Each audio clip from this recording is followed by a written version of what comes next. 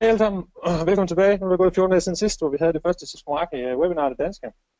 Og jeg har lige været på en uges ferie, så jeg er godt og udhvilet og landet i går aftes. Så nu giver vi en lille gas igen med, hvor vi kører lidt på, på wireless-delen, og så det, der hedder CMX, Connected Mobile Experiences. Jeg kommer også lidt ind på, nogle af de andre ting i forhold til, at vi bliver sådan lidt i The Stack forum, for I skal selvfølgelig vide, at vi kan gøre det hele vejen rundt.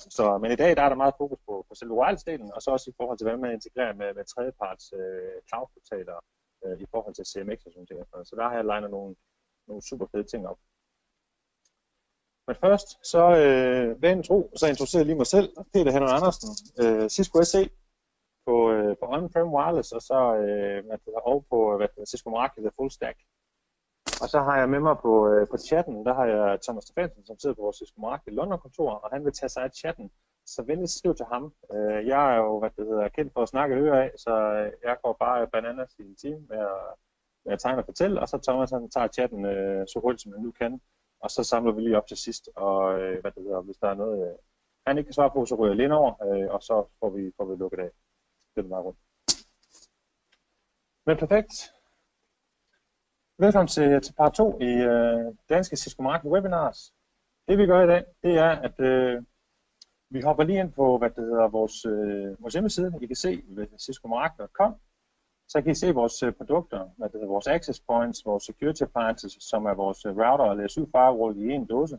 Og så har vi vores switche, så har vi vores telefoner, og så har vi til sidst vores mobility management, altså vores MDM-løsning, som er bygget på toppen af det fysiske netværk, som arbejder sammen. Og det er lige igen for at vise jer hele porteføljen, så I ligesom kan se, at der er bare mere end wireless. Der er nogen, der er nye på det her webinar, og så er der også nogen, som har leget med det rigtig lang tid, ligesom jeg selv har. Men det er ligesom at få kommet hele bordet rundt. Telefonerne igen, dem berører jeg ikke, fordi at, de blev launchet for en halv måneds tid siden, og de er stadig kun US only, så dem kommer jeg altså ikke ind på lige forløbet. Men de er der i hvert fald, så det er bare ligesom, at de har nogle tanker omkring det. Så nu kan I se, nu prøver vi lige at hoppe ind på selve API'erne her. Og så kører vi lige dem igennem hurtigt, så jeg lige har en overblik over modellerne. Så går jeg herned i Models. Og så kan I se MA18, MA32, MA34, 42, 52 og 53. Det er indendørsmodellerne med indendørsantenner. MA18 deroppe, det er et 2x2 2-space system AP, NAP på 2,4 og 5 GHz. Det der er fælles for alle, AP'erne, om det er indendørs eller udendørs, bortset lige fra, MA62, den rører ikke så mange af, så den skal vi bekymre os om. Men lige på nær den ene der, så alle AP'erne, de har to Wi-Fi-radioer, en 2,4, en 5 GHz, så har den en security-radio, dedikeret security-radio til at scanne 2,4 GHz til at optimere Wi-Fi performance. Så har den også en indbygget layer 7 firewall i AP, så vi kan lave permitted deny på layer 3 og layer 7 deny. Så vi kan lave super fede ting i forhold til på application layer direkte ud på AP, og vi kan også båndbredde styre SSID og sådan ting. Så det er rigtig vigtigt, at der er noget jern til at enforce de her fede software features. Så hvis der ikke er jern, så kan vi lave så mange software features, vi vil, så vil det køre super godt. Men der er altså sparket noget jern i de her dåser, så det kan være ret trygt. Men MA18, et NAP 2,4 og 5 GHz. Og max teoretisk båndbredde er 600 megabit, selvfølgelig fordelt på begge radioer, 300 megabit på 2,4 og 300 megabit på 5 GHz. Så har vi med 32. Samme spek som med 18, bortset fra at vi har smidt en AC-radio i 5 GHz, så det er 2 space stream på 2,4 op til N, og så har du AC performance 900 megabit teoretisk på 5 GHz. Så har vi smidt en Bluetooth-radio i også, så vi kan lave interaktion med en app i forhold til iBeacon Push.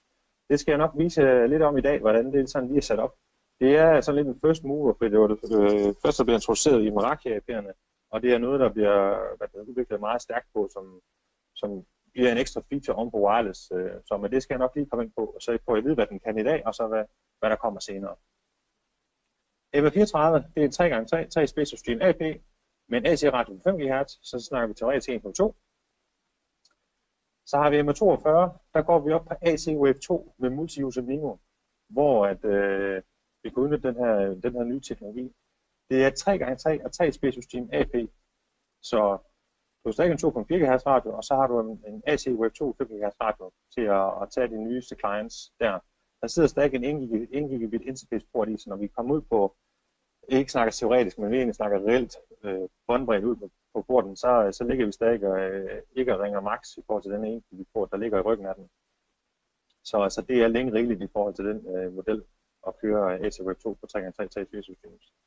MR52, der sker der noget mere. Der er den kommet op med et nyt avanceret chipset på 4x4 og 4 special streams.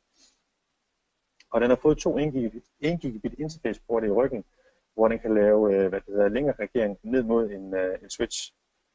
Så der kan vi begynde at udnytte nogle højere båndbredde, men det kræver altså 2 gange kabling i forhold til op i switchen og så ned i switchen og så op til AP, med noget LSB på toppen, der til fungerer. MR53, der har vi brugt den nyeste teknologi i Cisco med MGIG, og jeg forklarer lidt om det sidst. Det er simpelthen, der sidder 2 to interface porte i ryggen af den. Den ene er en MGIG-port, og den anden er en almindelig 1 gigabit. Så den kan lave LSP, ligesom MR52 kan lave, men den kan også udnytte MGIG-teknologi ned til en MGIG-switch. Og det kræver blot et enkelt kabel. Og så vil den her MGIG-port på switchen detektere, at den rammer en MGIG-port på MR53'eren, og så kan den flytte 2,5 gigabit på et eksisterende core-kabel, lad os sige Cat5e op til 70 meter. Så der kan man simpelthen udnytte båndbredden i hvad AP kan trække, og hvad den kan lave med multiuser MIMO ud mod multiuser MIMO klienter, de nye telefoner og tablets, der nu kommer på markedet her fremover, og så smide det ned på det eksisterende kabel i bygningen, uden at man skal trække ekstra kabler, og så ned på sin MGIG switch. Så det sparer også nogle penge i forhold til teknologi og kabeltrækning og sådan ting.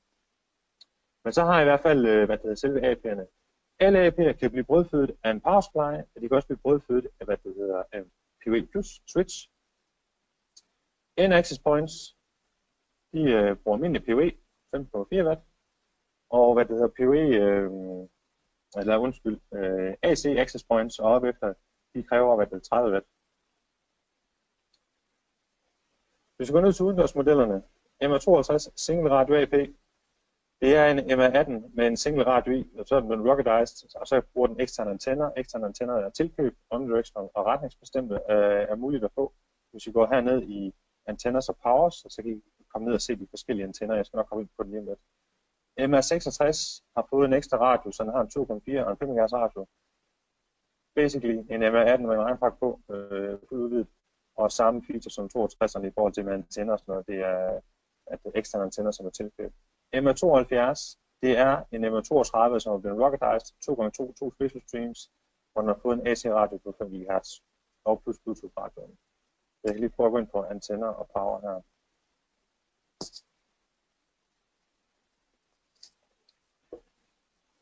Så kan I se, at vi har nogle dual-band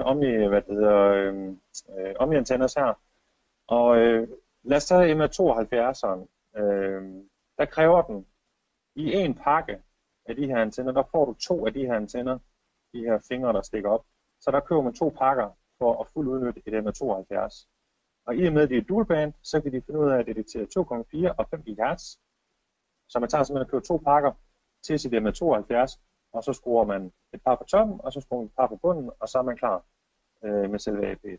Hvis vi kigger på den næste 5 GHz sektorantenne, den laver en sektorspredning lidt med sådan en vaffelform ud af, men det er kun til 5 GHz. Og der kan I se, at der går 2 ledninger ned, som sætter sig fast på toppen af MR72'eren. Så dertil, hvis man har i gang i 2,4 GHz radioen også, så køber man 2,4 GHz sektorantenne og skruer på i bunden. Og så er den ligesom dækket af. Så er der selvfølgelig også en dual band patch antenner. Det er også en retningsbestemt antenne, men den kan både lave 2,4 og 5 GHz. Det kan den finde ud af til, ligesom omni-antennerne kan. Så det er bare sådan, så I ved, hvad vi skal, hvis I lige tænker over, hvordan var det nu lige og sådan ting. Så er det bare lige kort forklaret her. Og så er der strømforsyningen, og så er der en PoE-injektor, og så en multi-gigabit PoE-injektor har vi selvfølgelig også lavet i forhold til at lege med det nye MR53 access point. Godt. Lad os prøve at hoppe ind på, selve cloud-controlleren. Så kan vi lige prøve at lave et wireless netværk, og så kan vi lige tage nogle forskellige ting og nu prøver jeg lige at hoppe over her. Og så kan I se, hvis I var med på det sidste, så har vi selvfølgelig organisationen. med alle mine netværk. De her balloner, det er mine netværk. Så har jeg et gråt et herovre, som ikke er aktiveret nu, men selve SSID og det hele, det er opsat, så det er bare afsted med AP i posten, og så lander det ud på adressen, og så den person, der får det, sætter et kabel i og strøm, og så kommer det i luften, fordi så ringer det hjem til cloud-controlleren. Og det er altså, for ligesom at slå et slag for sikkerheden, så er det out of band management, så er der ikke noget af det, der sker lokalt på netværket, kommer ikke op i cloud-controlleren. Det er management data, krypteret management data, som snakker med cloud-controlleren frem og tilbage mellem selve appliancen og cloud-controlleren, og så konfigurerer man og monitorerer man sit netværk den vej rundt. Alt hvad der sker lokal webbrowsing og file sharing og ting og sådan noget, det bliver lokalt på netværket, ligesom det plejer, ligesom traditionelt set i gamle dage. Der er slet ikke noget, der kommer op og vende i cloud-controlleren eller bliver gemt deroppe. Tingene er fuldstændig skilt ad. Bare lige for at highlight den del. Jeg får mange sjove spørgsmål omkring det. Men det er fuldstændig, hvad det hedder, efter en radiosnor skilt ad, som det skal være. Godt. Det vi gør, vi går lige op og laver et wireless netværk. Bare lige for at tage den helt fra bunden af. Når I nu får et AP, ligesom mig, så har jeg faktisk et MR53 stående her foran mig. Selve kassen er kommet med posten. Men I kan se hernede, jeg har allerede klemmet den ind på det her ordrenummer. Så kan vi prøve at tage det her ordrenummer, som I kan se her som sådan. Så kan jeg egentlig smide den ind i et wireless netværk, så kan vi sætte den til, hvis jeg har lyst til det. Hvis I nu starter på scratch, og I ikke har noget på jeres virtuelle lager hernede, så går I ind i claim, kaster ordrenummeret ind, og det ordrenummer, det kan være ligesom mig, det her enkelte MR53 access points, der har et tilhørende serienummer, MAC-adresse, og så definerer det selve produktet. Hvis man nu har bestilt 10 MR53 og 5 switch og 2 MX Security Appliance for eksempel, så kommer de alle sammen underlagt det ene ordrenummer, og det ordrenummer kaster man ind her, og så siger man claim, og så bliver den grøn heroppe og siger save changes, og så kommer det frem på ens lagerliste hernede. Det er ens virtuelle lagerliste. Og den kan man simpelthen bare plukke og tage af, når man laver et netværk. Og det bliver først aktiveret, når man plukker det. Så lad os prøve at tage, nu har vi det her MF34 hernede for eksempel. Jeg har sat det til, men det har ikke noget netværk at gå til, fordi at jeg har ikke bedt den om at gøre noget som sådan. Men nu prøver vi at sætte den i gang. Så nu laver vi lige webinar Wi-Fi, og jeg vælger wireless heroppe, og jeg siger default. Jeg kunne godt tage og klone fra eksisterende netværk, jeg allerede har heroppe, som I kan se. Det er dem, der ligger her. Eller lave noget template. Men nu laver vi lige en default, og så går jeg ned og vælger det her noget. Så ser vi create network. Så kan I se op i drop-down-menuen. Webinar Wi-Fi, netværket er blevet lavet. Og wireless-menuen, den er klar. Vi har en monitor-side, og så har vi en configure-side. Det giver selvfølgelig selv monitor, der går vi ind og kigger, hvad sker der på netværket i wireless-delen, og skal vi ind og konfigurere noget opsætning, så går vi ind og configure. Jeg skal nok gå ind på det. Herover der har jeg min organisation. Der går jeg ned i den her menu hernede, og så kan I se, at jeg har en monitor og en configure, akkurat det samme, ligesom oppe i wireless, men det er bare for hele organisationen. Det er simpelthen alle mine netværk, alle mine sites, som både i København og Aarhus og sådan ting, hvor jeg kan gå ind og lave administrator og ting og sager. Jeg skal nok også lige gå ind og vise lidt af det. Selve network wide-delen, det er for det her netværk, vi er inde på nu, webinar og Wi-Fi. Hvis jeg hopper ned på home for eksempel, og går ind på network wide, så er det simpelthen for det her netværk.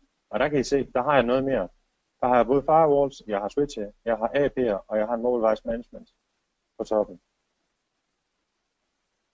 Så går vi ned på webinar Wi-Fi igen. Godt. Det man så kan gøre, for eksempel, det er, vi kan gå ind og kigge på selve AP'et til at starte med. I kan se, det er grønt, det er kommet i luften. Går vi ind og kigger på selve AP'et, så kan I se, jeg har et SSID, den har skudt i gang til at starte med. Så kan jeg gå ind og trykke her for eksempel, så kan jeg se nogle IP-informationer i forhold til, hvad den laver, hvad kanaler den har sat på. Den kan sætte på kanal 1 på 2,4 og kanal 44 på 5 GHz, og hvor meget signal den sparker ud. Vi kan se den serienummer. Den har ikke fået en adresse endnu, det kan vi jo lige give den.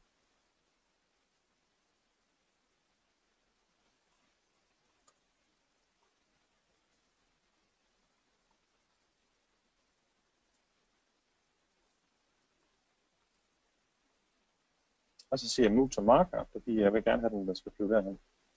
Så har den fået en adresse, og så kan vi prøve at gå ind på location her, og så kan vi lige se satellite. Så kan I se, så er AP fløjet hen på Cisco Systems Danmark. Jeg sidder sjovt nok lige her og laver demoen for jer, og så kan I se, at den mangler lige at lave en adresse-update på konfigurationen, og det er det sådan i gang med. Firmware den er up to date. I kan se, hvor meget PoE plus power den trækker ud af selve switchen. 10,54 watt PT, og den vil gerne have PoE 802.3 AT, og det er PoE plus. Det vil sige, at den gerne vil have 30 watt. Den går simpelthen ind og tager et budget på 30 watt, og der går nu går vi lige ind og laver noget PoE-planning, for det er også en meget vigtig del, som jeg støder på en gang imellem, men relativt simpelt at holde styr på. Hvis jeg prøver at hoppe ind på mit netværk her herhjemme, og så kan jeg lige vise jer en hurtig PoE plus switch. Den er der. Klikker lige på den. Så kan I se, jeg har 10 porte her. Der er nogen, der er lille lyn på. Der sidder noget AP på.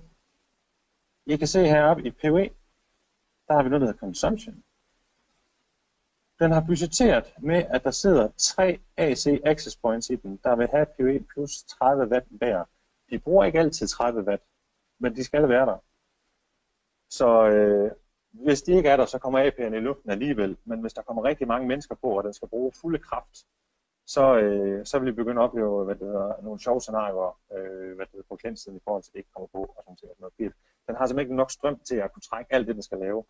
Så den skal holde sit budget. Det er meget vigtigt. Men den vil komme i luften uanset hvad.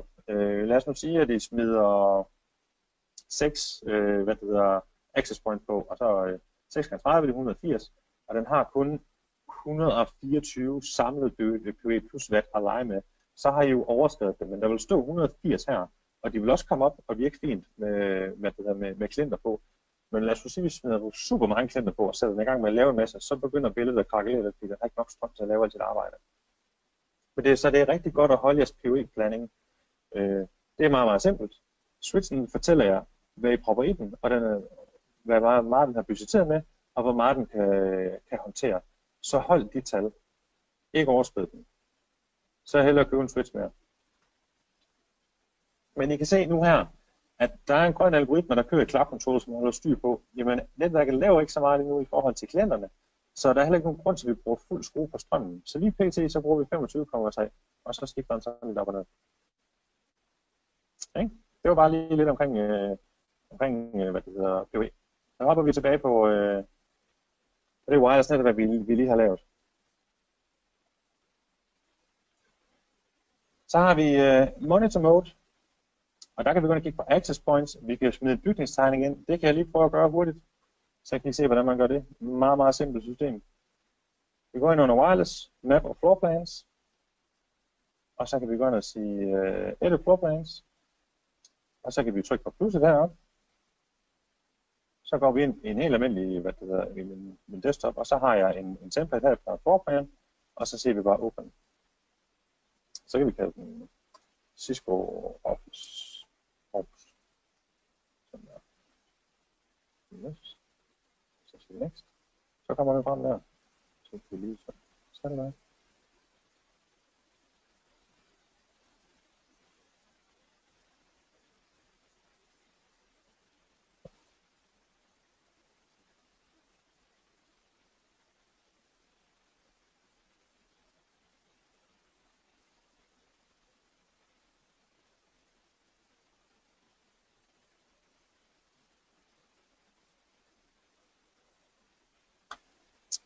Og så ser vi set position.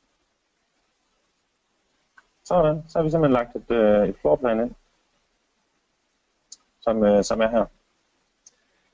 Det er egentlig sådan, man gør det, og så kan man så lige flytte AP'et rundt. Altså alle tingene kan man lege med, og så placerer man AP'erne. Grunden til, at det er en god idé, det er for jer, som administrerer det. Det er altid dejligt at have en bygningstegning, hvor AP'erne er placeret korrekt. Så lad os nu sige, at et AP i det ene konferencerum for eksempel, det går dødt, jamen så vil det blive rødt, og det vil også give en alarm i cloud-controlleren, og så kan man hurtigt som administrator lige præcis gå ind på sin bygningstegning og sige, okay, men det er konferencerum 1, lad os lige hurtigt gå ind og kigge, hvad der er galt derinde. Det er ligesom for at troubleshoot hurtigere og lokalisere hurtigere, så jo bedre man har lavet sit fundament, jo hurtigere kan man få et overblik.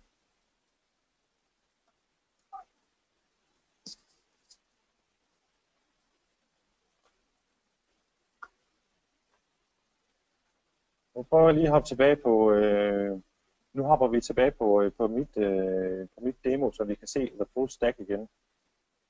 Kan vi se her. Det jeg gerne vil, grunden til at vi går her tilbage, det er fordi, nu har vi lige oprettet det her wireless netværk. Der er ikke lavet så meget i det som sådan, men i det her netværk, jeg har her, der er lavet en masse ting, så det er nemmere sådan at gå ind og vise jer. Og der vil jeg tage tingene sådan slavisk hen ad vejen.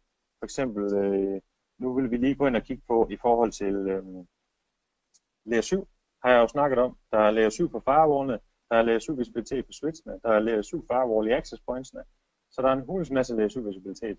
Og layer 7, det betyder applikationslaget, og det er, at vi får metadata omkring, hvad bliver der flyttet, altså statistisk set. Ikke noget, hvad vi kan se, hvad folk går ind og laver i Facebook, og hvad de flytter Dropbox siger, så tænker jeg til jer. Det har ikke noget med det at gøre. Og nu skal jeg vise jer, hvad jeg mener. Network wide, fordi at nu er vi inde og lege på netværket, og så går jeg ind under monitor på client-siden. Så kan I se her. Jeg har nogle AP'er, der er connected. De er grønne, kabel til. Jeg har ikke noget, der kører wireless lige nu. Hvis der var det, så var de grønne. Så kan vi gå ind og se på den sidste uge, hvad der er flyttet data. Så kan vi gå ind og se more herovre. Vi har sådan en pie chart, der ligesom fortæller os, hvad der er flyttet op og ned. Det her, det kunne være noget streamet video, UDP, der kører op og ned for eksempel. Så kan vi sige more. Så går vi ned og kigger på applikations details. Så kan vi tage her Dropbox. Den går ind i en kategori, der hedder file sharing for eksempel. Så klikker vi på den. Der er flyttet 270 megabyte. Okay. Så klikker vi på den. Så får vi simpelthen at vide i forhold til, hvad Dropbox egentlig er, hvis vi vil vide noget mere omkring det. Der er mange, der ved, hvad det er. Sådan. Men vi kan også se, hvad for en maskine,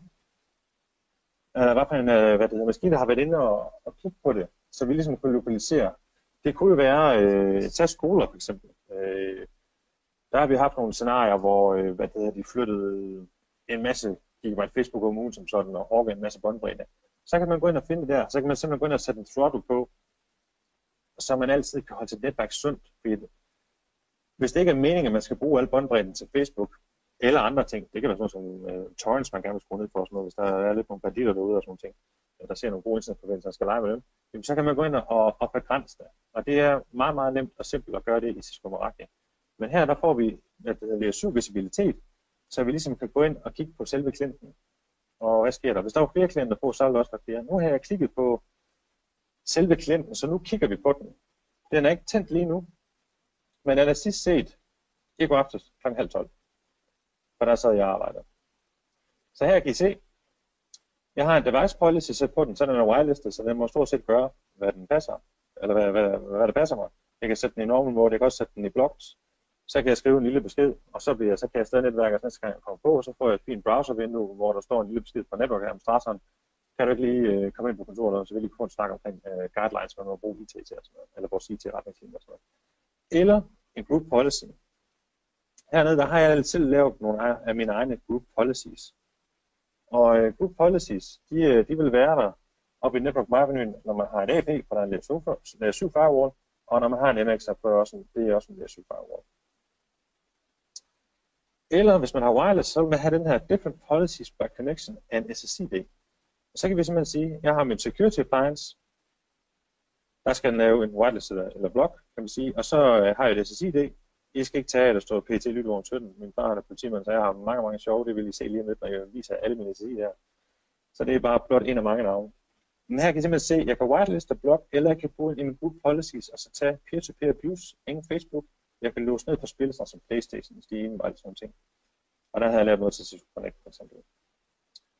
Så det er simpelthen her, man kan gøre det inde. Så kan vi også gå ind i forhold til layer 7, visibilitet på selve klienten. Og så kan vi sige show details. Så viser den en masse herinde, hvad lige præcis den her klient den har lavet. Lad os sige, det var en anden, så kunne der stå, Facebook heroppe, og så bliver der brugt en masse data.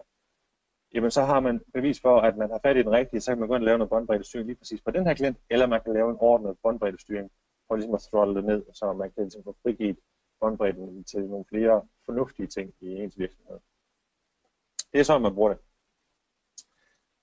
Her kan I også se, at den her klient er faktisk også en del af vores MDM System Manager. Så den her del hernede, jeg kører lige musen et par gange rundt, så jeg ligesom kan få en følelse af, at det er her. At, så vil den faktisk komme frem. Hvis den ikke var en del af Meraki System Manager, så vil den her menu ikke være der. Og det er også en anden ting, vi kommer lige til at kigge lidt på. Det er, at når I starter Cloud-controlleren for første gang på jeres konto, så kan den mere, end hvad det blotte øje lige viser. Og det er simpelthen bare at skrive til support, og så sige, altså, I kan indgive nogle ønsker hernede via, Make-A-Wish, hvor jeg skriver, I kan lave mange forskellige, altså for eksempel, nu kan jeg skrive, I would like hotspot 2.0 for eksempel. Og så kan man sige Make-A-Wish. Så vil supporten faktisk komme tilbage og sige, men det har vi allerede, skal vi løse op for dig. Og så kan vi gå herop i ens wireless menu, og så, kan vi så får vi en menu frem, der hedder Hotspot 2.0. Og så kan vi gå ind og lege med det. Så vil det selvfølgelig være en beta, men det er noget, vi allerede har. Og hvis der er noget, der kommer mange forespørgsler på, jamen, så bygger vi det til kunderne. Så det er ligesom at give en følelse af. Men læsevisibiliteten, den viser, meget nøjagtigt, hvad der bliver flyttet af data, hvad for noget data, der bliver surfet på, så man kan få et indblik i, det er ens båndbredde brugt fornuftigt. Og vi prøver at gå tilbage på klientsiden.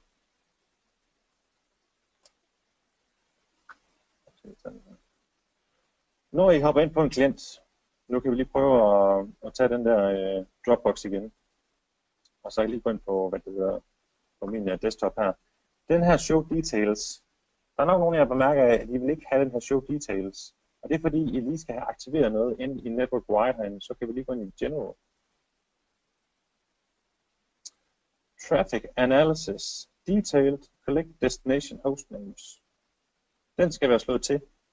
Så kommer den der sidste del frem, når I går ned på en enkelt klient. Eller så vil den kun være rent overordnet. Okay? Så ved I lige præcis, hvor I skal finde den.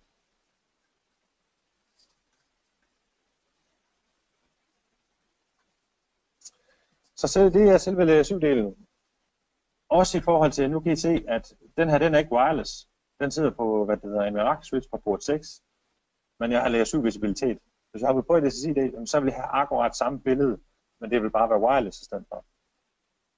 Så det er super lækkert at have lavet syv igennem hele netværket. Det giver en masse overblik til at finde de ting, man egentlig leder efter med bandwidth hoggers og ting og sager. Og det gør også tingene dejligt nemt i forhold til administratoren, at der simpelthen bliver vist alle de her informationer. Og det er ikke for, administratoren han får mindre at lave, det er simpelthen for at gøre hans job mere visuelt og nemmere, og så han kan finde tingene hurtigere og blive, frigive nogle af hans ressourcer til andre ting, som han måske er travlt beskæftiget med.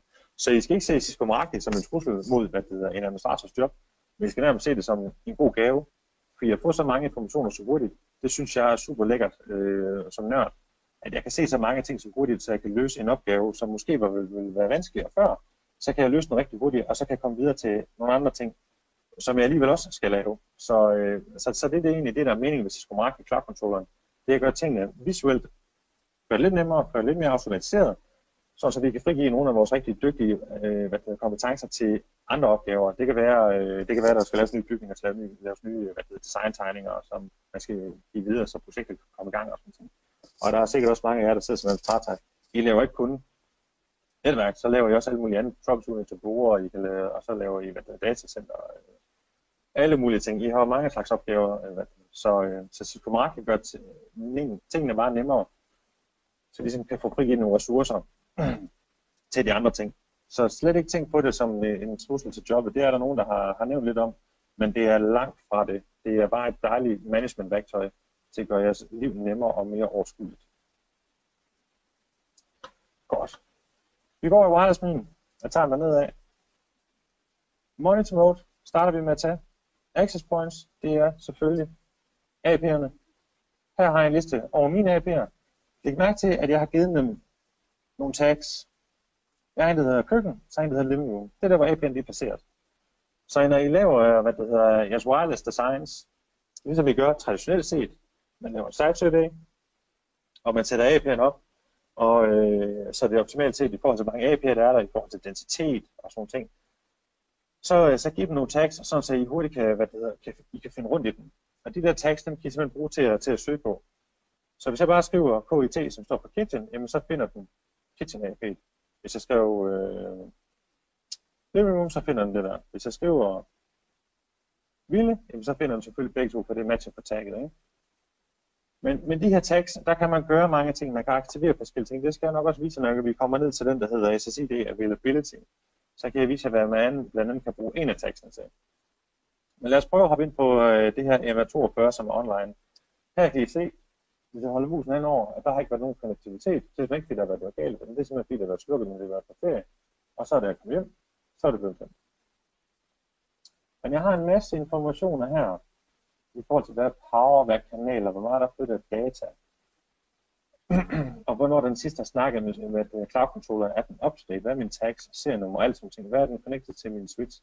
Den her, den er også highlightet, fordi det er en Meraki switch, så hvis jeg trykker på den her, så kommer jeg ind på min Meraki switch. Så der kan jeg bare springe frem og tilbage, så det passer mig, fordi det hele er connected sammen via en cloud controller, uagtet security, switching, wireless og system manager. Kigger på det hele. Jeg lige gå op tilbage på faktisk her. Så det er rigtig lækkert det her, hvad det hedder, single pane of glass management, der er lavet i cloud controlleren, hvor man simpelthen kan springe og danse rundt lige fra en security til en switching til en wireless. Det gør det meget nemmere i at også troubleshoot, for ligesom at finde, hvor i ledet er det knækket, og hvor skal man lave det henne. Så har I møtrikken heroppe, eller svensknøglen, undskyld, hvor I kan sætte de forskellige ting på, så I kan få flere informationer herude på hovedbilledet. Så prøver vi lige at hoppe ind på MR42.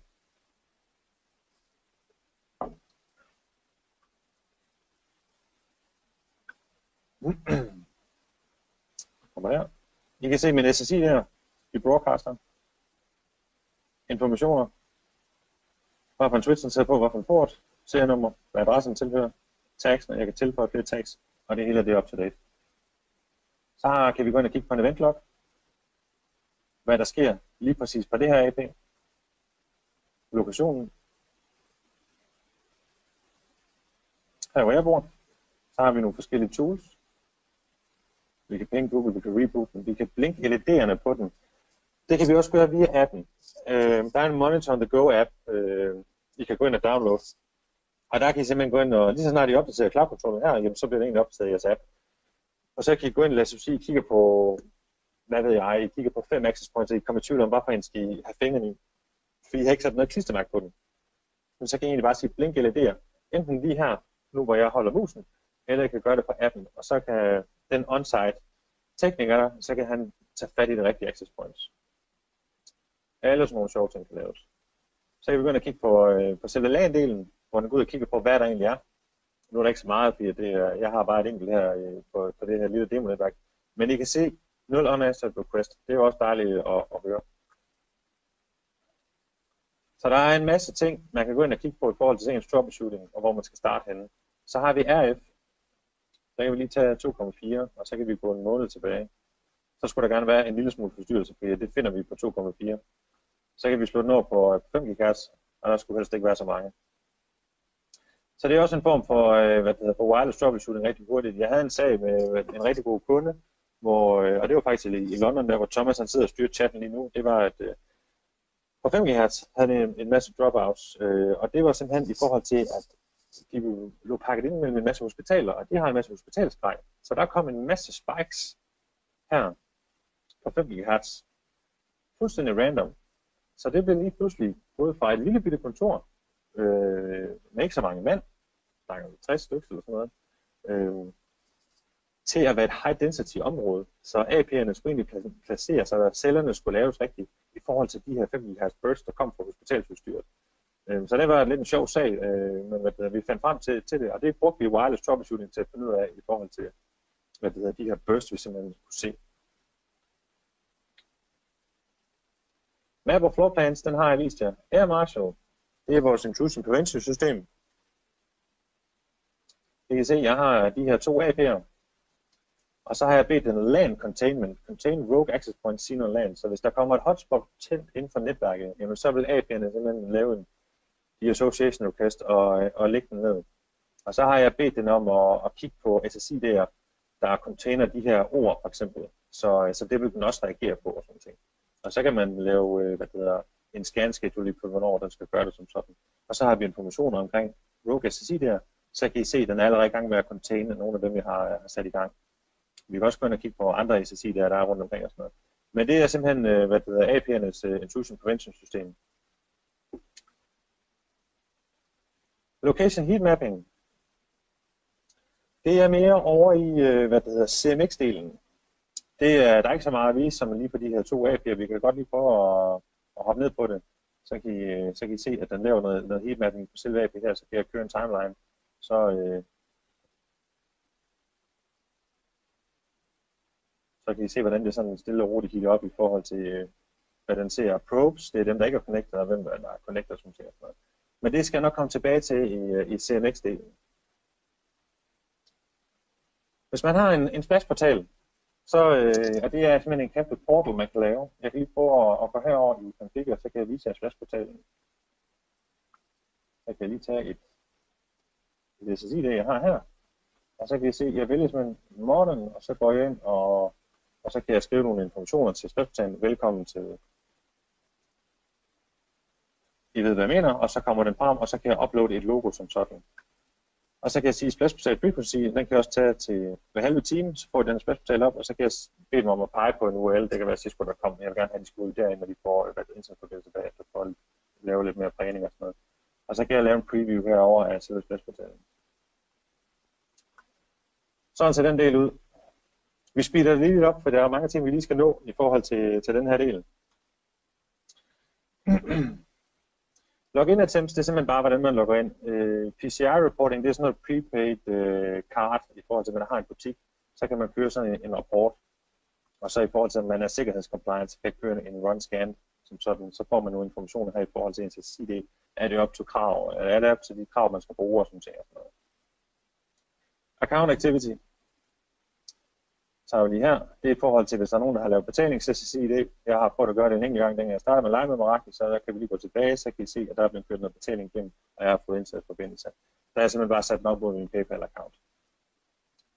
Bluetooth-klienter, der viser den simpelthen bare ligesom wireless-klienter, så viser den Bluetooth-klient. Her kan I se mit TV. Der er ikke så meget mere i det endnu. Vi går ind i Bluetooth-sengen, så skal jeg nok vise jer det. RF Spectrum, det er stadig også monitor. Så kan vi gå ind og se forstyrrelser. Så kan vi se, average channel utilization, den er meget lav på 2,4, og den er grøn, og på 5 GHz er den også grøn. Hvis vi vil vide mere, så kan vi gå ind og kigge på selve spektrum, hvordan det arbejder i forhold til utilization. Så kan I se, det er ret højt på 3 og 4 og 13, og så kan vi se forstyrrende SSI der her. Og så kan I faktisk se, at Air Marshal er i gang med at containe dem, for at lægge dem ned, så de ikke forstyrrer. Og i configure, så har vi vores SSI der. Så kan jeg lige sige show all. Vi kan have 15 i alt. Jeg anbefaler ikke, at I tænder alle 15 på en gang, fordi det skaber en masse broadcast. Så der skal I bruge SSID availability og segmentere i det. Men I kan se, at jeg har lavet en masse. Og der er en masse informationer i forhold til sign-on-metoder, splash page, billing. Den kører på en Meraki radius for eksempel. Herover der kan I se, at der kører den mod en custom radius med 802.1x op mod ICE for eksempel, fordi den er fuldt understøttet under ICE Identity Services Engine på Cisco on-prem udstyr, og kan lave COA og det hele. Det er en hidden feature. Jeg kan lige prøve at hoppe ind her. Så kan I se med SSID Cisco ICE. Jeg vælger en WPA2 Enterprise og vælger My Radius. Så går jeg herned på splash page, Cisco Identity Services Engine, ICE Authentication. Så peger den på min radius, altså SI's radius, og så min, min COA. Når I spørger support om det her, så siger I bare, at jeg vil gerne have wireless full ICE enabled. Så tænder de det her, og så kommer den her lille menu frem. Og så kan I simpelthen lave fuld ICE authentication op mod jeres wireless. Det er ikke muligt endnu at gøre det på switchen og på MX'er. De arbejder på det, og det skal nok komme. Jeg har ikke nogen timeline på det endnu, så det vil jeg ikke lige fyre af. Jeg ikke har det selvfølgelig. Men det skal nok komme, de arbejder på det. Men PC er det fuldt understøttet på wireless. Så vi lige tilbage på SSI der igen. Men der er mange måder at gøre ting på. Her kan I se, at jeg har noget, der hedder turnstile for eksempel. Så har jeg også noget, der hedder Wi-Fi MX, for eksempel, som hedder Cisco MSP i dag, for eksempel.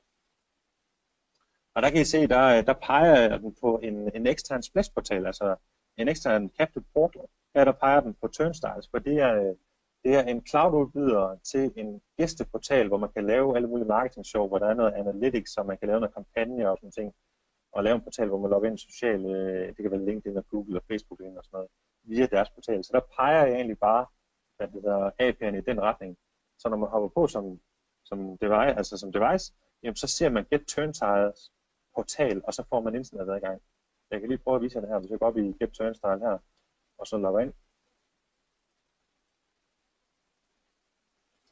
Så kan I se, så har jeg nogle informationer her, så kan vi tage Social Wi-Fi. Det her, det er ikke Cisco Meraki, det er tredjepart, man køber. Men så kan I simpelthen se den login-portal, jeg har lavet, hvor der kører noget slide her, så kan vi logge ind med Facebook og Twitter og Google, eller SMS og e-mail, LinkedIn og AirMiles, og så kører en reklame for Cisco Meraki i toppen, og så kommer vi på en hotspot. Det kan man simpelthen lægge ovenpå på Meraki, så der er rigtig meget tredjeparts integrering. Det er simpelthen noget, jeg har lavet her, for eksempel. Så har jeg lavet noget, der hedder Wi-Fi MX herovre, hvor I ser, den peger på den her URL. Det kan jeg prøve at vise herovre. Det er Cisco MSP. Det er vores eget produkt. Så går vi ind og siger sign in. Og det her det er også en del af CMX faktisk. Og det vi kan gøre, så kan vi også lave en portal, men så bruger vi bare en anden portal, platform til at kaste efter Cisco Meraki, som kan meget mere, hvor vi kan specialisere det og sådan ting og sådan noget. Så kan I simpelthen se, hvad man kan lave af ting og sager her. Turnstile, den er begrænset til at kunne lave sådan en portal. Men i Cisco MSP, der kan man simpelthen lave en portal. Nu kan vi lige prøve at vælge den her nede, Sport for eksempel. Hvis I prøver at scanne den der QR-kode her med jeres device, bare tag den fra skærmen af nu her.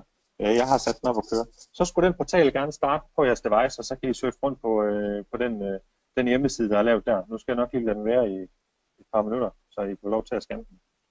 Og så må I punke mig bagefter, hvis det ikke dur. Men nu er det jo live, så hammeren den falder, når vi kører live. Det skulle gerne virke.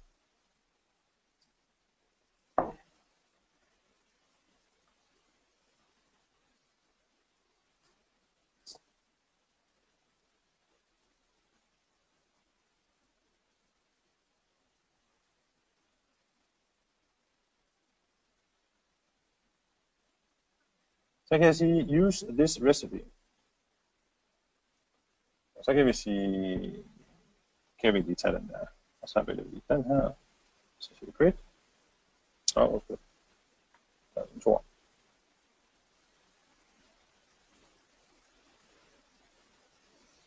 Så launcher vi lige det her studie. Så kan I se, hvordan jeg faktisk har bygget den.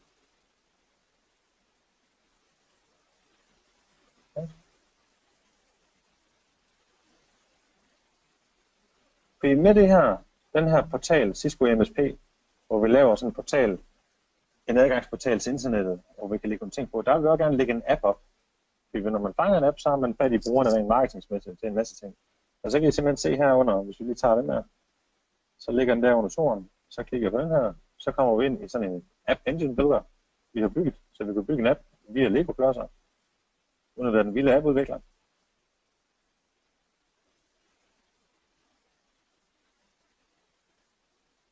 Så kommer den simpelthen frem her, hele appen,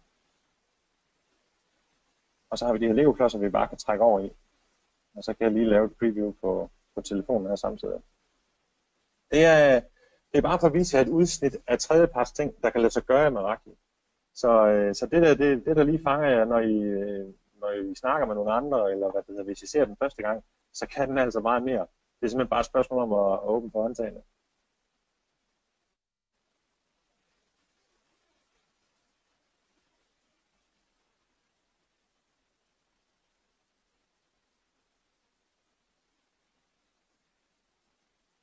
Og igen, hvis I ikke fik scannet QR-koden, så er den frem her igen, så kan I scanne igen. Du kunne gerne komme frem her på skærmen.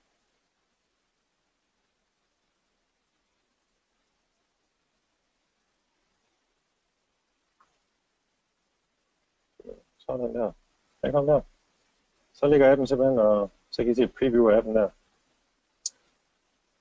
Yes, det er en af mange ting, man kan lege med det. Så er der også, hvad det hedder, Euclid, for eksempel. Det er bare det er ligesom Get Turnstile. Det er en anden form for rapportering. Der tager den simpelthen informationerne, CMX-informationer fra Meraki API'erne, og så kommer det ud i grafisk form i forhold til, hvordan er folk kan blive der og sådan ting, og så kan man lave noget print af det og sådan noget. Så kan jeg faktisk vise jer, hvor man lægger det ind henne. Heroppe i Network Wide, nu er jeg under mit netværk her, Network Wide, General.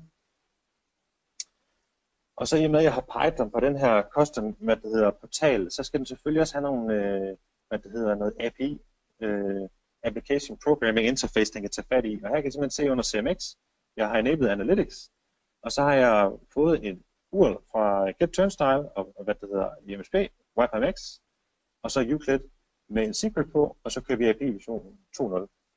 Så begynder det simpelthen at sende data til Get Turnstile og til Euclid, og så kommer informationer frem der, eller IMSP. Så der kan vi lave en masse tredjeparts integration. Jeg kan lige vise det hurtigt igen, det kan måske lidt stærkt. Her har vi API-kaldet, der bliver lavet og sender informationer videre til Turnstile, Euclid og IMSP, som jeg lige viste før. Så der er mange ting, der kan lade sig gøre, og hvordan tingene skal se flot og fancy ud, og hvordan vi kan skræddersy. Det er simpelthen bare, jeg vil ikke sige sky's the limit, men vi kan godt nok komme langt. Det må nok være noget.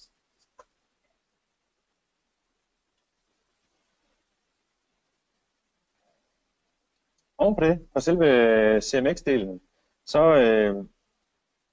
kan vi også lave noget andet i forhold til under organisationen. Så har vi noget, der hedder Location Analytics. Og det er samme som heatmapping-delen. Der får vi selve informationer. Nu kan vi lige prøve at tage for den sidste måned, skulle der gerne komme nogle tal frem. Så kan I simpelthen se proximity, det er visitors, passers-by, det er sådan noget som, det er probes, og hvad der lige har været der. Og så er der så visitors, det er så dem, det er probe, den ser at komme igen. Og så har vi så connected herover. Her har vi et gennemsnit, her har vi, hvad der egentlig er sket på selve dagen.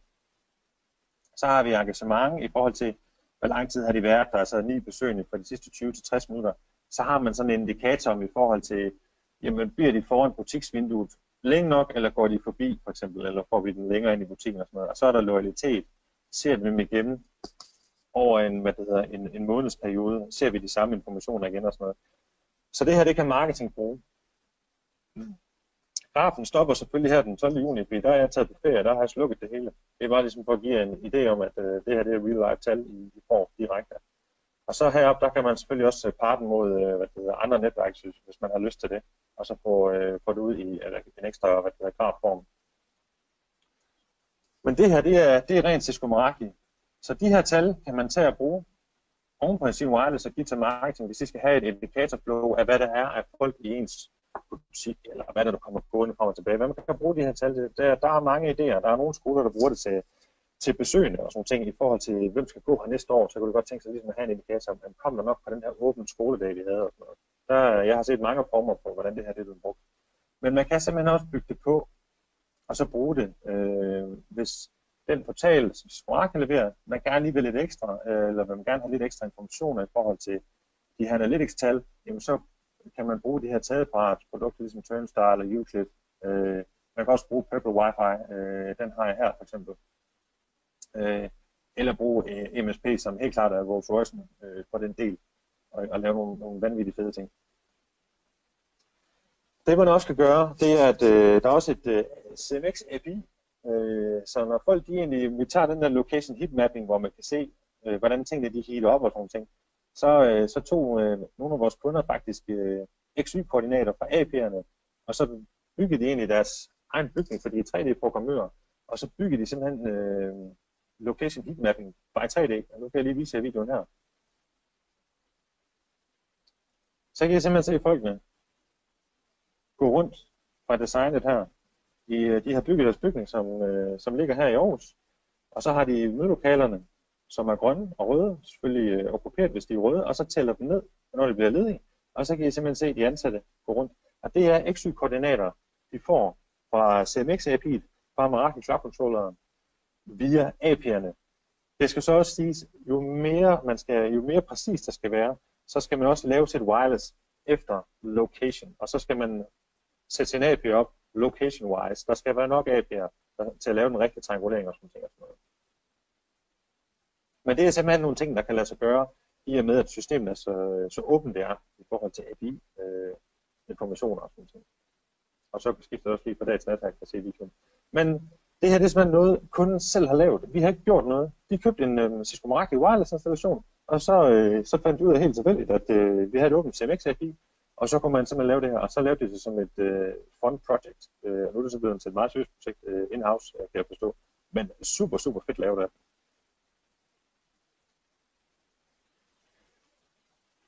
Så min sidste ting, så tager vi lige og kigger på bare lige et SSID, hvordan man lige sætter tingene op, for lige at slutte af. Heroppe der vælger man sin association requirements, om det skal være et åbent eller appreciate key, om det skal sætte op mod en radius eller alle, der har Active Directory, alle de der ting der, det kan det. Ingen problemer i det. Det er bygget til store hardcore-løsninger, og det kan også godt bruges til små eller mellem. Hvis vi har en splash-portal på, så går vi ned i splash-page, og så vælger vi simpelthen, hvad for en vi egentlig vil lave, om det skal være, om vi ikke være nogen på en helt almindelig click-through, hvor det bare viser splash-portal, og så klikker man videre, eller det skal være en sign-on med Meraki Authentication, hvor vi styrer, hvem vi logger ind ud. Radius, LDAP, Active Directory, tredjeparts login, så kan vi hernede, så kommer Google, så logger man ind med Google for eksempel, ligesom jeg har lavet i min Turnstile-portal. Eller vi kan pege den på noget Facebook Wi-Fi, så skal vi selvfølgelig også lige have sat den åben deroppe. Prøv at lægge mærke til, at jeg har den på VPA hernede, så viser den rødt, hvad den ikke kan. Så den fortæller jeg faktisk, at du kan ikke have en VPA2 Enterprise op mod My Radius, hvis du vil lave sign-on with Facebook. Det kan jeg ikke lade sig gøre. Så der viser den, det er incompatible. Så der går vi op og retter den til open, og så fjerner den de røde bogstaver, og så er alting godt, så kan den godt lave det. Hvis I trykker save hernede, så vil den også komme op med en rød bar, så det kan ikke lade sig gøre. I skal lige rette det. Og så fortæller den også, hvad du skal rette. Så kan vi også sign on med noget SMS. Der bruger vi noget, de første 25 SMS-tekst. Det er en trial for at få det til op at køre. Eller så peger man den mod sin Twilio-account, som er noget third-party SMS gateway-portal, ligesom Turnstile, Euclid, Purple Wi-Fi og Cisco MSP og sådan noget. Og så kan man også lave en hotspot-portal, hvor man laver noget betaling og sådan noget. Man kan også godt enroll MDM-klienter via at lave et System Manager Central Enrollment SSID, og så hopper de nye klienter blot på den her portal, og så kan den enroll dig i MDM-systemet. Det skal jeg nok komme ind på, når vi tager MDM-delen. Man kan også assigne en group policy til SSID'et. Så kan jeg sige enable her, og så kan jeg sige iPhone, og så kan jeg se min group policies til her, hvis jeg vil det. Hernede, addressing of traffic. Og der vælger vi, bridge mode, hvis det skal være lokalt. Net mode, hvis vi vil lave et hurtigt gæstnetværk med Meraki DSP, hvor den isolerer, vores lokale netværk med vores gæsteportal. Og så bruger den layer 7 firewallen til at lave en local deny any på gæsterne, så de ikke kan komme ned og lege sammen med vores lokale netværk, så gæster og bruger det sådan hold for sig og sådan ting. Så der er mange måder at lave det på. Vi kan også lave layer 3, roaming og sætte det op. Vi kan også lave en VPN-tunnel direkte til, en MX appliance. Hvis vi laver et hjemmekontor, for eksempel, så laver vi VPN-tunnel data. Og så vælger vi simpelthen vores MX'er på her, og så peger vi den på vores hovedkontor, og så kan vi lave noget testkonnektivitet. Vi kan lave en fuld tunnel eller en split tunnel. Hernede der har vi vores wireless options. Dual band operation, tænder 2,4 5 GHz radioerne. 5 GHz only, hvis vi vil lave det. Dual band med bandstøring, det vil sige, at den løfter 2,4 GHz kanten op til 5 GHz, hvis den kan det. Og hvis vi gerne vil have neutraliseret B-klienter for at komme på netværket, jamen så flytter vi simpelthen på baren hernede, og så har de visualiseret, hvad tallene betyder, 1, 2, 5,5, 6, 9 osv. Og så flytter vi den simpelthen herfra, og så kan vi smide den op på 12, og så siger den, Wi-Fi-standarden, der hedder 802.11b, devices er ikke supporteret, men N, R og GR og videre deroppe af. Og så trykker vi egentlig bare Save Changes, og så gemmer den på selve SSID. Som en sidste ting, så vil det vise jer, SSID Availability, hvor vi kan simpelthen bruge tagsene, som er lavet, til at tegne de forskellige SSID'er. Så kan vi lige prøve at tage, vi tager lige det her hjemmenetværk, jeg har her. Der kan I simpelthen se, Advertiser SSID, Public, yes, det vil jeg gerne. Alle SSID'er, SSID'er er enabled på nogle AP'er, eller på alle sammen. Hvis jeg siger på nogle AP'er, så vælger jeg simpelthen mine tags. Og det er de tags, jeg har givet min AP, som vi så før, Kitchen for eksempel. Det matcher et AP, og så kan jeg sige Save Changes. Så kommer kun det SSID frem. Så kan man simpelthen segmentere SSID'erne, som bliver tændt rundt omkring i ens kontormiljø, sådan så de ikke interfererer med hinanden. Og lave ting. Du kan også lave en schedule på, så de tænder og slukker på forskellige tidspunkter. Bluetooth settings lovede jeg også lige at nævne. Og det er det, den kan nu.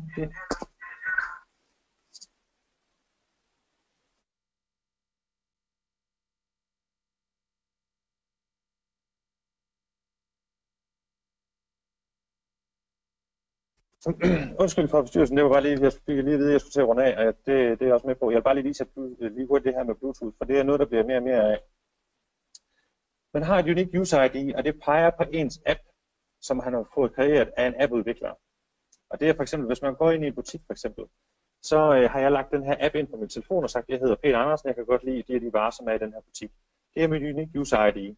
Major nummer, det kan være, butikken ligger i Aarhus, og minor nummer, det kan være et stykke produkt. Så hvis vi nu har et total, det kunne så være København, og 20, det kunne være et andet produkt. Så når jeg nu går ind i butikken, så vil den så push frem på min app i telefonen via Bluetooth-radioen i AP, der ser min device, og så sige, hej Peter Andersen, velkommen til den her butik, vi har de her produkter på tilbud. Det er det, den kan gøre i dag. På sigt, der vil der komme flere af dem her, så vi egentlig kan få den til at sige igennem hele butikken, når vi rammer forskellige produkter. Det kan være agurker, tomater og letmælk, whatever. Så pusher den forskellige ting. Men i dag kan den altså kun push en enkelt ting. Det vil jeg bare lige sige. Men det er noget, der kommer fremadrettet. Så det her, det er kun lige starten. Yes. Jamen, det var sådan set egentlig det for den her gang. Vi fik rundet noget wireless, nogle forskellige ting. ICE, Hidden Features, Monitor Configure. Vi fik taget CMX-delen i forhold til tredjepart, så I kan se, hvad der kan lade sig gøre og sådan nogle ting. Jeg håber, at I kan scanne QR-koden, så I kan give en oplevelse af, at det ikke bare var en QR-kode, men det kunne rent faktisk gøre noget. Så nu tror jeg lige, at vi åbner for spørgsmål, så kan vi lige tage dem og så runde af på det.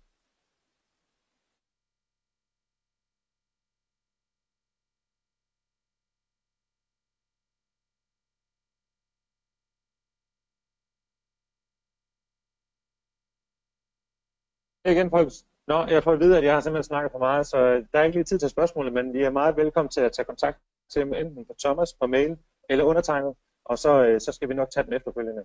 Tusind tak, fordi at I kiggede med. Det var en fornøjelse, og vi ses igen om 14 dage til det næste Miracle webinar, hvor vi kommer til at lege lidt med, hvordan hele fullstacken arbejder sammen med MDM-delen. Så I have det rigtig godt, og tak for at I kiggede.